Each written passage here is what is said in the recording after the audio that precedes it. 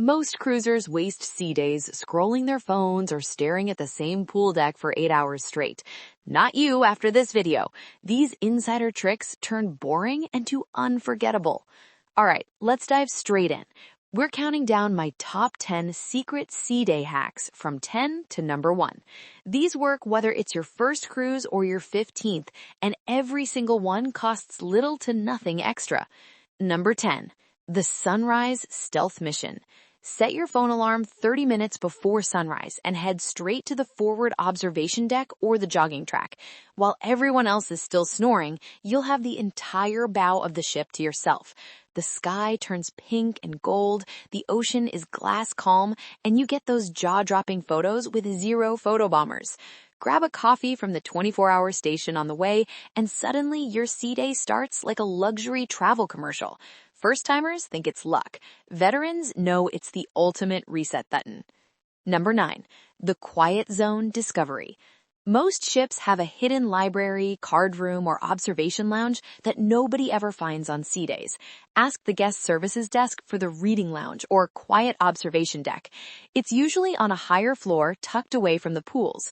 Bring a book or your tablet, sink into a leather chair overlooking the wake, and suddenly you're in your own floating sanctuary.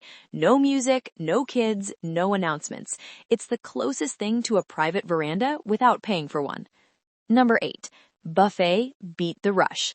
The main buffet gets slammed from 11 a.m. to 2 p.m., but if you show up at 9:45 a.m. or 3:15 p.m., you walk straight to the freshest food, the sushi chef who actually has time to chat, and the made-to-order omelet station with no line. Pro move? Grab a table by the windows first, then circle back for seconds. You'll eat better, stress less, and still have the whole afternoon free. Number 7. Lecture Lounge Loot. Those enrichment lectures everyone ignores? Show up 10 minutes early and you'll often score free coffee, cookies, or even a glass of wine while learning about the next port or the ship's history. The speakers are usually hilarious, and the room stays half empty on sea days. You leave smarter, slightly buzzed, and with zero guilt because it's already included in your fare. Number 6. SelfCare Sauna Circuit. Forget the $200 spa treatments. Most ships let you use the thermal suite, sauna, steam room, and heated loungers for free all day. Start in the dry sauna, move to the steam, then the hot stone beds. Bring a book or your earbuds, and you've got a full spa day. I timed it once. 2 full circuits, and I felt like I'd spent a week at a resort. Zero cost, maximum glow. Number 5. Deck Games Domination. Every afternoon, the cruise director runs silly poolside games, balloon volleyball, napkin folding, or the infamous Mr. and Mrs. Sexy Legs contest. Show up ready to play, and you'll win prizes, usually booze or ship merch, plus belly laughs.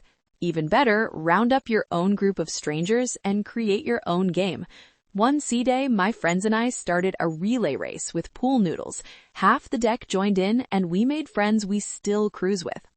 Number 4. Hidden Deck Lounges. Skip the crowded main pool. Walk one deck higher or all the way forward, and you'll find rows of empty loungers with better views and zero screaming kids. Some ships even have secret adult-only areas or shaded cabana-style spots that regulars claim early.